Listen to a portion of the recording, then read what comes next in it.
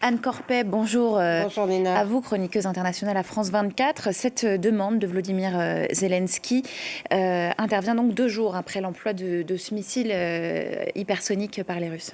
Oui, et c'est à Dnipro, une ville qui se trouve au centre de l'Ukraine, donc loin de la loin de la ligne de front. On ignore pour l'instant l'étendue des dégâts provoqués par ce missile. Les autorités ukrainiennes restent muettes à ce sujet.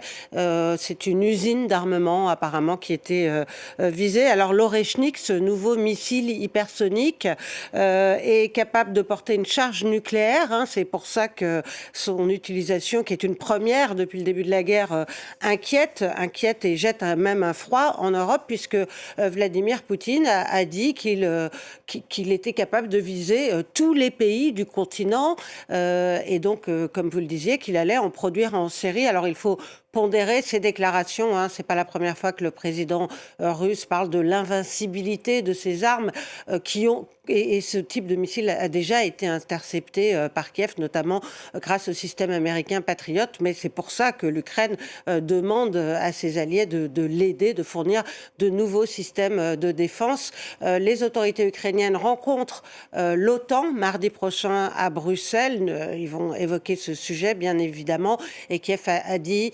attendre des décisions mardi. Il faudra voir si les alliés sont prêts à fournir plus de systèmes de défense antiaérienne.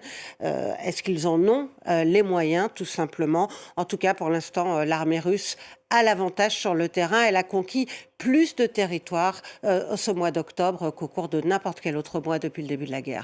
Anne Corpet pour le décryptage. Merci beaucoup.